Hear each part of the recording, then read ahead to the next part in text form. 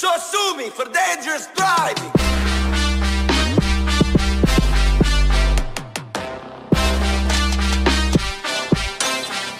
Come on, bitch.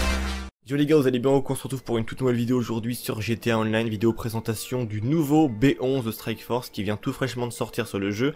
J'en ai d'ailleurs fait une vidéo hier pour vous le présenter un peu en avant-première, via un gameplay que m'avait fait un abonné Maxime, que je remercie encore une fois de plus au passage.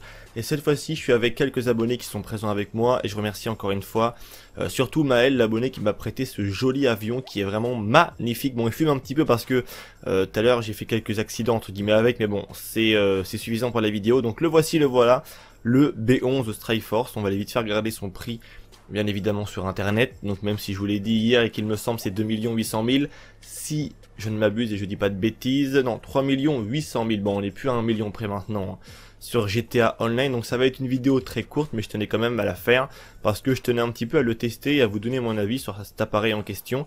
Parce que c'est un avion que j'aime bien en fait, je le trouve assez stylé, il a un style plutôt hors du commun, tu vois, avec ces deux énormes réacteurs là derrière.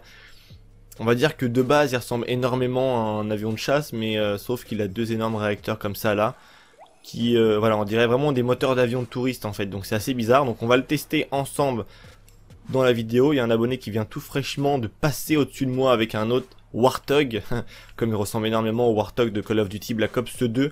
L'intérieur cette fois-ci je vais pouvoir vous le montrer, c'est très classique, c'est à peu près la même chose que dans les appareils que l'on a maintenant depuis le début sur GTA Online. C'est un petit peu dommage en fait que Rockstar ne change pas vraiment en fait tous ces petits détails, ça serait vraiment quand même assez classe, mais bon après c'est comme ça, on n'y peut rien. Donc on est parti. En plus il y a un abonné qui est juste à côté avec un Hydra, ça va justement me permettre, et c'est très intelligent de sa part, de pouvoir voir un petit peu s'il arrive à me suivre ou pas, et j'imagine qu'il va réussir à me suivre bien évidemment.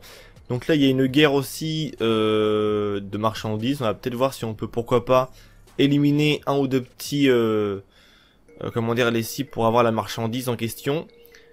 Donc on a plusieurs comment dire, lance-roquettes, les têtes chercheuses comme d'habitude, les missiles normales. Il me semble qu'on a une soute à bombe si je dis pas de bêtises, mais je ne sais pas du tout comment elle s'active, j'en ai vraiment aucune idée. Ça après bon, c'est pas très grave.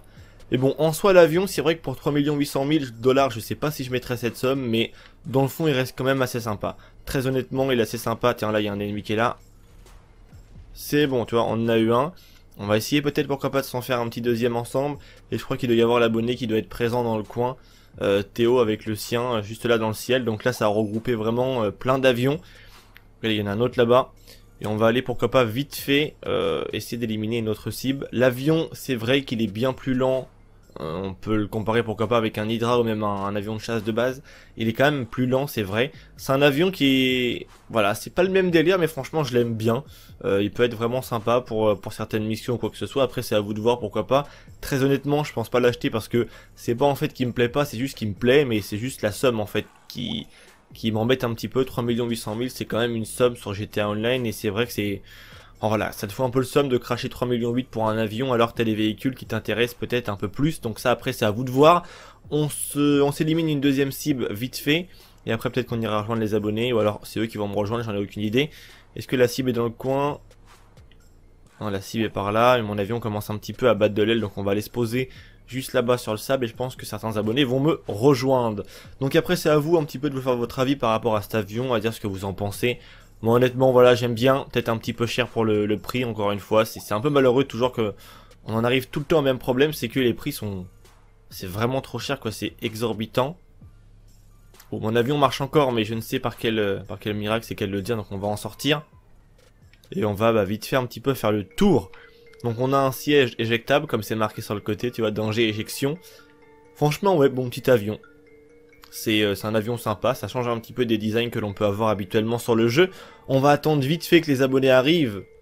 Qu'est-ce qu'ils font les abonnés? Ils sont un petit peu trop loin de moi. Ouais non, ils sont carrément loin de moi. Donc je fais une dédicace à toutes ces personnes là qui étaient avec moi dans la session. J'affiche vos gamertags en haut à gauche. Et merci justement à Théo et à Maël surtout de m'avoir prêté les appareils en question pour que je puisse faire cette vidéo. C'est tout pour celle-ci, j'espère qu'elle vous aura plu. Et merci aux abonnés, c'était Vince, prenez soin de vous.